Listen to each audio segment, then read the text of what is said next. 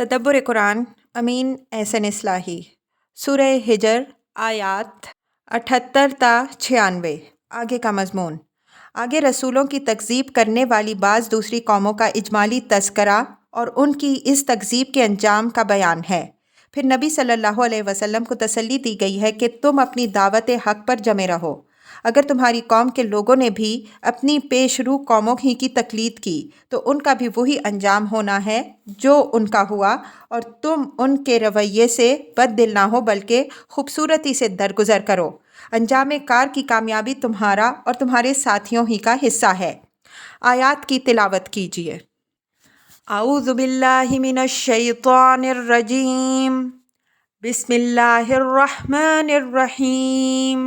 وَإِن كَانَ أَصْحَابُ الْأَيْكَةِ لَظَالِمِينَ فَانْتَقَمْنَا مِنْهُمْ وَإِنَّهُمَا لَبِإِمَامٍ مُّبِينٍ وَلَقَدْ كَذَّبَ أَصْحَابُ الْحِجْرِ الْمُرْسَلِينَ وَآتَيْنَاهُمْ آيَاتِنَا فَكَانُوا عَنْهَا مُعْرِضِينَ وَكَانُوا يَنْحِتُونَ مِنَ الْجِبَالِ بُيُوتًا آمِنِينَ فَأَخَذَتْهُمُ الصَّيْحَةُ مُصْبِحِينَ فما أغنى عنهم ما كانوا يكسبون وما خلقنا السماوات والأرض وما بينهما إلا بالحق وإن الساعة لآتية فاصفح الصفح الجميل إن ربك هو الخلاق العليم وَلَقَدْ آتَيْنَاكَ سَبْعًا مِّنَ الْمَثَانِيَ وَالْقُرْآنَ الْعَظِيمَ لَا تَمُدَّنَّ عَيْنَيْكَ إِلَىٰ مَا مَتَّعْنَا بِهِ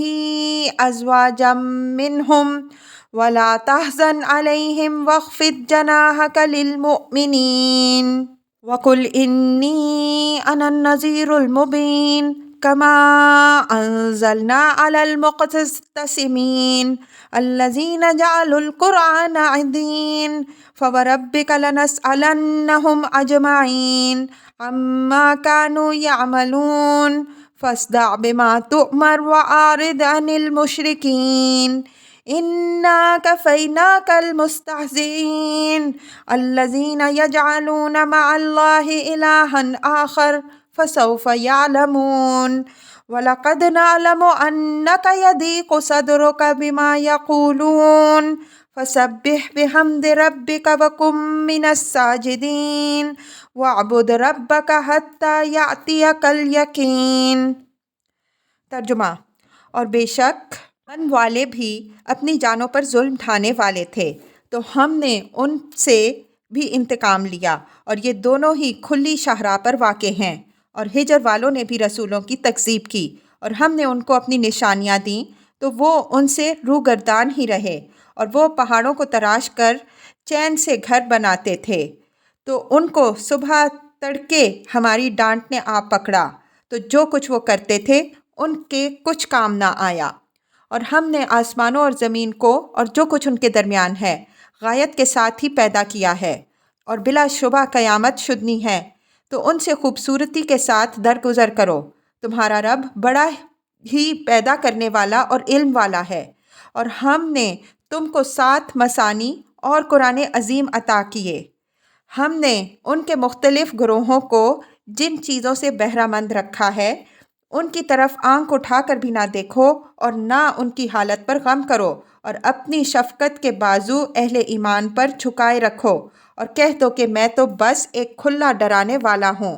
اسی طرح ہم نے ان تقسیم کرنے والوں پر بھی اتارا تھا جنہوں نے قرآن کے ٹکڑے ٹکڑے کر رکھے ہیں، تو تیرے رب کی قسم ہم ان سے ان سب کے ان اعمال کی باز پرس کریں گے جو یہ کرتے رہے ہیں۔ تو جو کچھ تمہیں حکم ملا ہے اس کو آشکارا طور پر سنا دو اور مشرکوں سے اعراض کرو۔ ہم ان مذاق اڑانے والوں سے جو اللہ کے ساتھ دوسرے معبود شریک کرتے ہیں تمہاری طرف سے نمٹنے کے لیے کافی ہیں، سو وہ عنقریب جان لیں گے۔ اور ہم کو معلوم ہے کہ جو کچھ وہ کہتے ہیں اس سے تمہارا دل تنگ ہوتا ہے، تو تم اپنے رب کی اس حمد کے ساتھ تسبیح کرو اور سجدے کرنے والوں میں سے بنو، اور اپنے رب کی عبادت میں لگے رہو یہاں تک کہ امر یقینی تم پر آشکارا ہو جائے۔ الفاظ کی تحقیق اور آیات کی وضاحت۔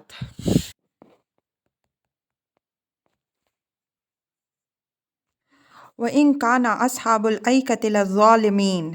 اصحاب الایکہ سے مراد اصحاب مدین ہیں، جن کی طرف حضرت شعیب علیہ السلام رسول بنا کر بھیجے گئے تھے۔ ایکا کے معنی جھاڑی اور بن کے ہیں۔ مدین کے پاس ایک بہت بڑا بن بھی تھا، اس وجہ سے یہ لوگ اس نام سے بھی معروف تھے۔ اس سورہ میں چونکہ قریش کو عذاب الہی کے ان زمینی نشانات کی طرف توجہ دلائی جا رہی تھی جن پر سے ان کو اپنی تجارتی سفروں میں برابر گزرنے کا موقع ملتا تھا، اس وجہ سے معذب قوموں کا ذکر مقامات اور عرضی نشانات کی نسبت کے ساتھ ہی آیا ہے۔ ظالمین سے یہاں ان کے شرک و کفر اور صراط مستقیم سے انحراف کی طرف اشارہ ہے۔ قرآن کی اصطلاح میں سب سے بڑا ظلم شرک ہے۔ جو لوگ اس ظلم میں مبتلا ہوتے ہیں وہ خدا کے سب سے بڑے حق یعنی توحید سے بھی انکار کرتے ہیں اور خود اپنی جانوں پر بھی ظلم ڈھاتے ہیں، اور بالآخر اس انجام سے دوچار ہوتے ہیں جو اس ظلم کی پاداش میں قدرت کی طرف سے ان کے لیے ظاہر ہوتا ہے۔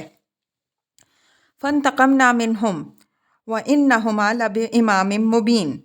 انتقام سے مراد یہاں وہ پاداش عمل ہے جو اللہ تعالیٰ کی طرف سے اتمام حجت کے بعد ان کے لیے ظاہر ہوئی۔ وَإِنَّهُمَا میں مثنیٰ کی ضمیر ہے۔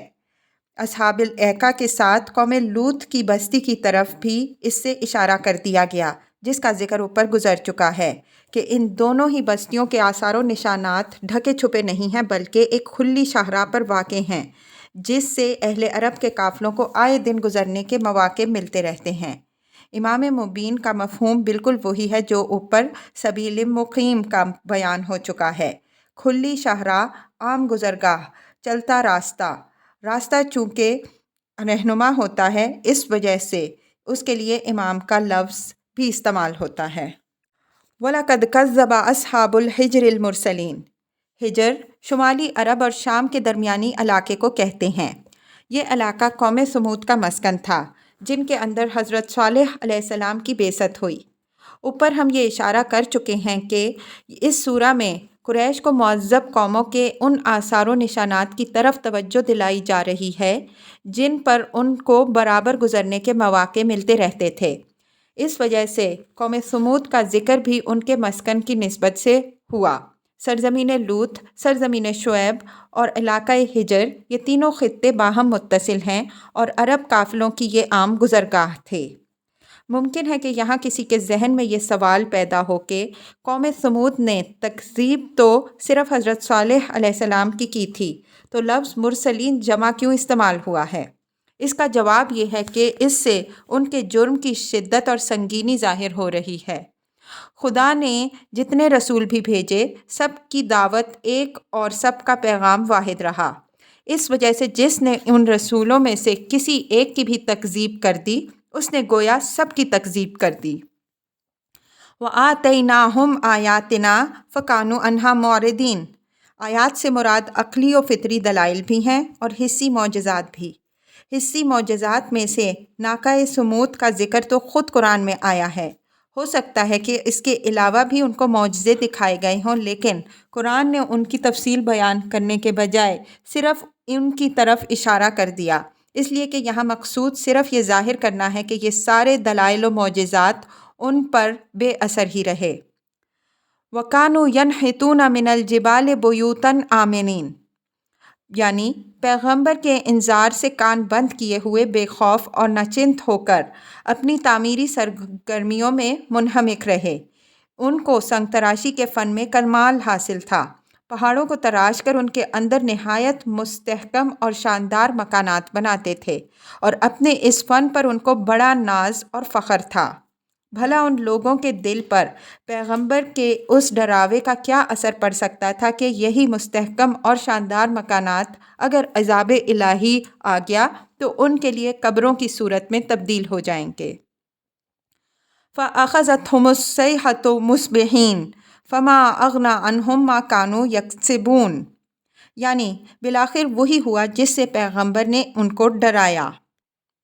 جیسا کہ ہم اوپر اشارہ کر آئے ہیں، یہ ہے کہ سمود پر اللہ تعالیٰ نے دھاریوں والے بادل بھیجے جن کے اندر ان کے لیے ہولناک کڑک اور بہرا کر دینے والی چیخ بھی تھی۔ وما خلقنا السماوات والارض وما بینہما الا بالحق وان الساعۃ لآتیۃ فاصفح الصفح الجمیل۔ اب یہاں سے براہ راست پیغمبر صلی اللہ علیہ وسلم کو خطاب کیا جا رہا ہے، اور اس کی حیثیت خاتمہ سورت کی ہے، جس نے سورت کے تمام مطالب اپنے اندر سمیٹ لیے ہیں۔ آپ صلی اللہ علیہ وسلم کو مخاطب کر کے صبر و استقامت اور مخالفوں کی مخالفت سے خوبصورتی کے ساتھ درگزر کرنے کی تلقین فرمائی جا رہی ہے۔ تمہید کلام یوں ہے کہ ہم نے آسمانوں اور زمین اور ان کے درمیان کی چیزوں کو جو پیدا کیا تو یوں ہی بے مقصد، عبث اور بے غایت نہیں پیدا کیا، بلکہ غایت و مقصد کے ساتھ پیدا کیا۔ یہ دنیا کوئی بازیچہ اطفال نہیں ہے کہ لوگ اس میں جو چاہیں کرتے پھریں اور ان سے کوئی باز پرس نہ ہو۔ اس کے باغایت اور بامقصد ہونے کا یہ لازمی نتیجہ ہے کہ ایک ایسا دن آئے گا جس میں لوگوں سے باز پرس ہو۔ جنہوں نے اس میں نیک کام کیے ہوں وہ اپنی نیکیوں کا صلہ پائیں، اور جنہوں نے اس کو ایک بازیچہ اطفال سمجھ کر اس میں صرف اپنے ہوائے نفس کی پیروی کی ہو وہ اس کی سزا بھگتیں۔ چنانچہ قیامت شدنی ہے اور وہ آ کے رہے گی، اور اس دن یہ لوگ جو تمہاری مخالفت میں آج ایڑی چوٹی کا زور صرف کر رہے ہیں اپنا انجام دیکھ لیں گے، تو ان کو مخالفتوں اور شرارتوں سے خوبصورتی کے ساتھ درگزر کرو۔ خوبصورتی کے ساتھ درگزر کا مطلب یہ ہے کہ نہ ان کی شرارتوں سے بد دل اور مایوس ہو، نہ ان کی بیہودہ باتوں کا جواب دو، اور نہ اپنے فرض دعوت و تبلیغ سے دستکش ہو، بلکہ اپنے کام میں لگے رہو اور ان کے معاملے کو اللہ پر چھوڑو۔ اگر یہ اپنی روش سے باز نہ آئے تو یہ بھی اسی انجام سے دوچار ہوں گے جس سے رسولوں کی تکذیب کرنے والی ان کی پیشرو قومیں ہو چکی ہیں۔ ان ربک هو الخلاق العلیم، یہ دلیل ہے اس بات کی جو اوپر والی آیت میں ارشاد ہوئی کہ قیامت آ کے رہے گی۔ فرمایا کہ تمہارا خداوند خلاق بھی ہے اور علیم بھی، جس نے یہ ساری دنیا پیدا کی ہے اور برابر پیدا کر رہا ہے۔ اس کے لیے لوگوں کو ان کے مرنے کے بعد از سر نو پیدا کرنا کچھ مشکل نہیں، اور وہ علیم بھی ہے، ہر ایک کے ایک ایک قول و فعل سے اچھی طرح باخبر۔ تو اس کے لیے لوگوں کے اقوال و اعمال کا مواخذہ اور محاسبہ بھی کچھ دشوار نہیں۔ یہ امر بھی یہاں ملحوظ رہے کہ جو خالق ہے لازم ہے کہ وہ اپنی خلق سے پوری طرح باخبر بھی ہو۔ الا یعلم من خلق، یعنی کیا وہ جس نے سب کچھ پیدا کیا ان سے بے خبر ہو سکتا ہے؟ وَلَقَدْ آتَيْنَاكَ سَبْعًا مِّنَ الْمَثَانِي وَالْقُرْآنِ الْعَظِيمِ۔ صبر و استقامت اور درگزر کی تلقین کے بعد یہ اس دولت گرامایہ اور اس نعمت عظمیٰ کا حوالہ دیا گیا ہے جو تمام مشکلات و مصائب میں پیغمبر کے لیے سرمایہ تسکین و تسلی اور آخر کار اس کی کامیابی و فتح مندی کی ضامن ہے۔ فرمایا کہ ہم نے تمہیں 7 مثانی اور قرآن عظیم عطا کیا ہے۔ مطلب یہ ہے کہ اس روحانی اور ملکوتی لشکر کے رکھتے ہوئے تم اپنے دشمنوں اور مخالفوں کے مقابلے کے لیے اب کسی اور چیز کے محتاج نہیں۔ جس خدا نے اس قرآن عظیم کی ذمہ داری تم پر ڈالی ہے اس کی طرف سے یہ عہد کہ وہ تم کو ضرور فتح مند کرے گا۔ ان الذی فرض علیک القرآن لرادک الی میعاد۔ یہاں ایک اہم سوال پیدا ہوتا ہے کہ 7 مثانی سے کیا مراد ہے؟ اس سوال کے جواب میں سلف سے مختلف اقوال منقول ہیں۔ ایک قول یہ ہے کہ اس سے قرآن کی ابتدائی 7 بڑی سورتیں مراد ہیں۔ دوسرا قول یہ ہے کہ اس سے مراد سورہ فاتحہ ہے جس کے اندر بسم اللہ سمیت 7 آیتیں ہیں اور یہ نمازوں میں بار بار دہرائی جاتی ہیں۔ تیسرا قول یہ ہے کہ اس سے پورا قرآن مراد ہے۔ اقوال تو بعض اور بھی ہیں لیکن قابل ذکر یہی 3 قول ہیں، اور ان میں سے بھی زیادہ شہرت دوسرے قول کو حاصل ہے۔ پہلے قول کی تائید میں اس کے قائلوں کی طرف سے کوئی دلیل میری نظر سے نہیں گزری۔ دوسرے قول کی تائید میں اس کے قائلوں کی طرف سے واحد دلیل جو دی گئی ہے وہ یہ ہے کہ یہ سورہ نمازوں میں بار بار دہرائی جاتی ہے۔ اگرچہ اس امر واقعی سے انکار نہیں کیا جا سکتا کہ یہ سورہ نمازوں میں بار بار دہرائی جاتی ہے، لیکن 2 باتوں کے سبب سے اس قول پر دل نہیں جمتا۔ اول یہ کہ سورہ فاتحہ کی 7 آیتیں اسی صورت میں بنتی ہیں جب بسم اللہ کو بھی اس کا ایک جز تسلیم کیا جائے۔ بسم اللہ کا جزو فاتحہ ہونا ایک امر نزائی ہے، اور کبھی بات یہی معلوم ہوتی ہے کہ بسم اللہ اس سورہ کے آغاز میں بھی اسی طرح ہے جس طرح دوسری سورتوں کے آغاز میں ہے۔ اس کے فاتحہ کے ایک جز ہونے کا کوئی خاص ثبوت نہیں ملتا۔ دوسری یہ کہ بار بار دہرائے جانے کی دلیل اسی صورت میں دلیل بنتی ہے جب مثانی کے معنی بار بار دہرائی جانے والی چیز کے ہوں۔ ظاہر ہے کہ مثانی مثنیٰ کی جمع ہے۔ مثنیٰ بار بار دہرائی جانے والی چیز کو نہیں کہتے بلکہ اس چیز کو کہتے ہیں جو دو دو کر کے ہو۔ قرآن میں یہ لفظ کئی جگہ استعمال ہوا ہے اور ہر جگہ اس کے معنی یہی ہیں۔ فَانْكِحُوا مَا طَابَ لَكُم مِّنَ النِّسَاءِ مَثْنَىٰ وَثُلَاثَ وَرُبَاعَ، تو نکاح کرو اپنی پسندیدہ عورتوں میں سے دو دو، تین تین اور چار چار سے۔ نساء آیت 3۔ ان تقوموا للہ مثنیٰ وفرادیٰ ثم تتفکروا، یہ کہ اٹھو اللہ کے لیے دو دو کر کے اور ایک ایک کر کے، پھر غور کرو۔ سبا 46۔ تیسرے قول کو اگر کچھ زیادہ شہرت حاصل نہیں ہوئی، لیکن دلائل کی روشنی میں یہ قول ہم کو زیادہ وزندار معلوم ہوتا ہے۔ سب سے بڑی دلیل تو اس کے حق میں یہ ہے کہ قرآن میں خود یہ تصریح موجود ہے کہ پورا قرآن مثانی ہے۔ اللہ نزل احسن الحدیث کتاباً متشابہا مثانی، زمر 23۔ اللہ نے بہترین کلام اتارا ہے ایک متشابہ مثانی کتاب کی صورت میں۔ متشابہ سے مراد ظاہر ہے کہ اس کے تمام اجزاء کا باہم ہم آہنگ اور ہم رنگ ہونا، یعنی اس میں کہیں کوئی تضاد اور تناقض نہیں پایا جاتا۔ رہا یہ سوال کہ اس کے مثانی ہونے کا کیا مفہوم ہے، تو اس کا صحیح جواب ہمارے نزدیک وہی ہے جس کی طرف ہم اس کتاب کے مقدمہ میں اشارہ کر آئے ہیں کہ قرآن کی تمام سورتیں جوڑا جوڑا ہیں۔ ہر سورہ اپنے ساتھ اپنا ایک مثنیٰ بھی رکھتی ہے۔ ہم نے بڑی صورتوں میں سے بقرہ اور آل عمران کو اور چھوٹی صورت میں سے معوذتین کو اس کی مثال میں پیش کیا ہے، اور اپنی اس کتاب میں صورتوں کی تفسیر کرتے ہوئے ہم اس حقیقت کو بار بار واضح کرتے آ رہے ہیں۔ ہم نے مقدمہ میں نہایت تفصیل کے ساتھ یہ بھی واضح کیا ہے کہ قرآن میں صورتوں کی ترتیب اس طرح ہے کہ ان کے الگ الگ 7 گروپ یا 7 مجموعے بن گئے ہیں۔ ہر گروپ ایک یا ایک سے زیادہ مکی اور ایک یا ایک سے زیادہ مدنی صورتوں پر تمام ہوتا ہے۔ اس طرح قرآن گویا 7 ابواب پر مشتمل ہے جن کے اندر صورتوں کی حیثیت فصلوں کی ہے۔ ان ابواب اور ان فصلوں میں مضامین مشترک بھی ہیں، اور ہر باب اور ہر فصل کا ایک خاص امتیازی پہلو بھی ہے جو ان کو ایک دوسرے سے ممیز کرتا ہے۔ سورہ فاتحہ کی حیثیت پورے قرآن کے دیباچہ کی ہے، جس میں اجمال کے ساتھ وہ تمام مطالب آ گئے ہیں جو پورے قرآن میں تفصیل کے ساتھ بیان ہوئے ہیں۔ اس روشنی میں زیر بحث آیت کی تاویل ہمارے نزدیک یہ ہے کہ ہم نے تمہیں 7 مثانی کا مجموعہ یعنی قرآن عظیم دیا۔ گویا حرف من اضافت کو ظاہر کر رہا ہے اور حرف واو تفسیر کے لیے ہے۔ یہ 7 مجموعے احقاق حق اور ابطال باطل کے ساتھ خدائی لشکر ہیں جو تمام باطل نظریات کے پرخچے اڑا دینے کے لیے کافی ہیں۔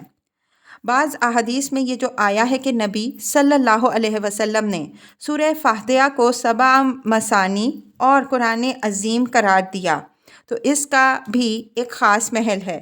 ہم نے اوپر اشارہ کیا ہے کہ سورہ فاتحہ کی حیثیت پورے قرآن کے دیباچہ کی ہے، اور اس میں وہ تمام مطالب بالاجمال سمٹ آئے ہیں جو پورے قرآن میں تفصیل سے بیان ہوئے ہیں۔ گویا اس نگینہ کے اندر قرآن عظیم کا پورا شہرستان معانی بند ہے۔ اس پہلو سے یہ 7 مثانی بھی ہے اور قرآن عظیم بھی۔ لا تمدن عینیک الی ما متعنا بہ ازواجا منہم ولا تحزن علیہم واخفض جناحک للمؤمنین۔ لفظ ازواج طبقات کے معنی میں بھی آتا ہے، مثلاً سورہ واقعہ میں ہے وَكُنْتُمْ أَزْوَاجًا ثَلَاثًا، اور اس وقت تم 3 طبقات میں تقسیم ہوگے۔ آیت کا مطلب یہ ہے کہ جب خداوند نے تمہیں قرآن کی یہ نعمت عظمیٰ دے رکھی ہے جو تمہاری کامیابی و فتح مندی کی ضامن ہے، تو تمہیں ان لوگوں کی طرف نگاہ اٹھانے کی ضرورت نہیں ہے جو اپنے مال و اسباب کے غرور میں مست ہیں اور تمہاری بات سننے اور سمجھنے کے لیے تیار نہیں ہیں۔ یہ حقیقت یہاں پیش نظر رہے کہ حضرات انبیاء علیہم السلام کو اپنی قوم کے اغنیاء اور ارباب ثروت کی طرف خاص طور پر دعوت کے ابتدائی دور میں جو توجہ ہوئی ہے، تو اس کا سبب نعوذ باللہ یہ نہیں تھا کہ ان کی نگاہوں میں ان کے مال و متاع کی کوئی طمع یا وقت تھی، بلکہ اس کا سبب محض یہ تھا کہ اگر یہ زور رکھنے والے لوگ ایمان لے آئے تو یہ اپنی دنیا اور عاقبت بھی سنواریں گے، اور ان کا مال اور ان کا اثر دین کی تقویت اور ان کے زیر دستوں کے لیے بھی دین کی راہ کھولنے کا ذریعہ ہوگا۔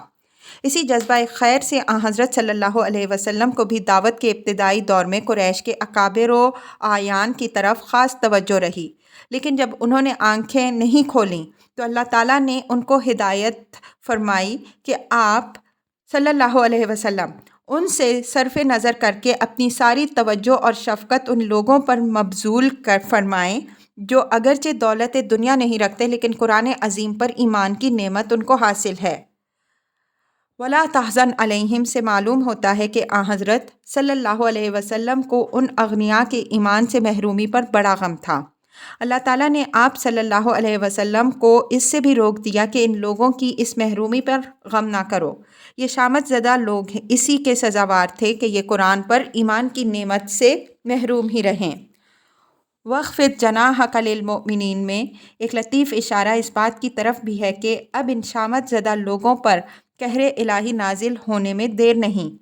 تو جس طرح پرندہ کوئی خطرہ محسوس کرتے ہی اپنے بچوں کو اپنے پروں کے نیچے چھپا لیتا ہے، اسی طرح تم ان مومنین کو برابر اپنے دامن شفقت کے نیچے چھپائے رکھو۔ وَقُلْ إِنِّي أَنَا النَّذِيرُ الْمُبِينُ، یعنی تم ان مغروروں اور سرمستوں کو سنا دو کہ میں تو بس آنے والے عذاب اور خطرے سے ایک کھلا ہوا آگاہ کرنے والا ہوں، سو میں نے اپنا فرض انجام دے دیا اور دے رہا ہوں۔ رہی یہ بات کہ تم نے میری بات سنی یا نہیں سنی، تو اس کی ذمہ داری مجھ پر نہیں بلکہ خود تم پر ہے۔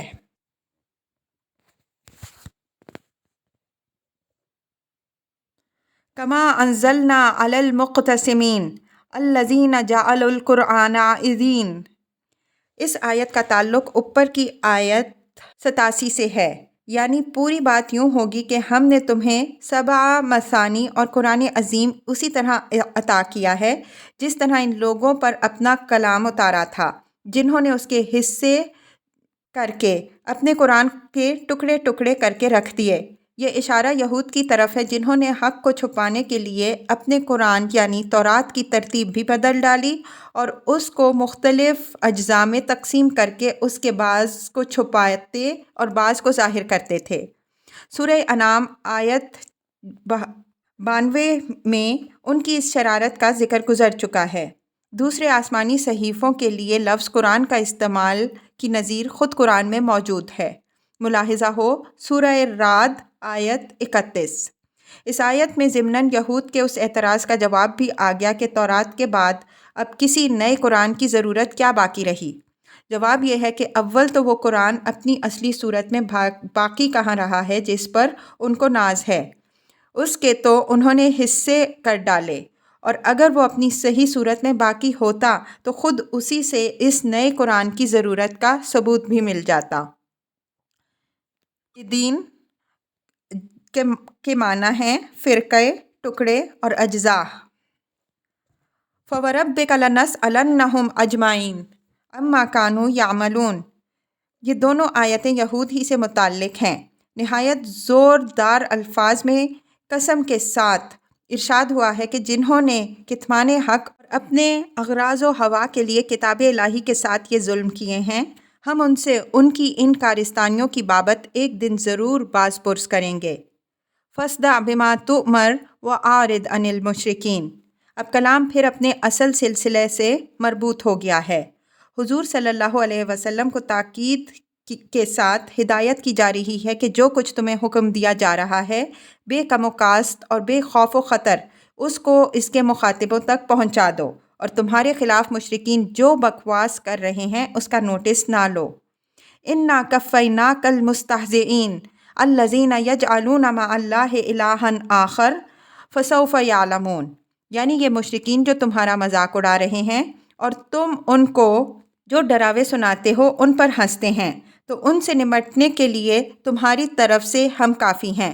وہ عنقریب جان لیں گے کہ جو کچھ تم انہیں سنا رہے ہو اس کا ایک ایک حرف سچ ثابت ہوا۔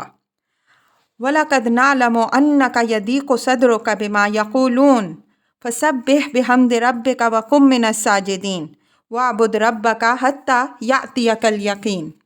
یہ حضرت صلی اللہ علیہ وسلم کی طرف سے کفار کو طنز و استہزاء پر صبر کی تلقین اور اس صبر کے ساتھ کرنے کی تدبیر بتائی گئی ہے کہ حصول صبر و استقامت کے لیے اپنے رب کی تسبیح کرو، اپنے اہل ایمان ساتھیوں کے ساتھ نماز کا اہتمام کرو اور اپنے رب کی عبادت میں لگے رہو تاکہ صبح یقین طلوع ہو جائے گی، یعنی ہر وہ بات واقعہ ثابت ہو کے رہے گی جس کی تم ان لوگوں کو خبر دے رہے ہو۔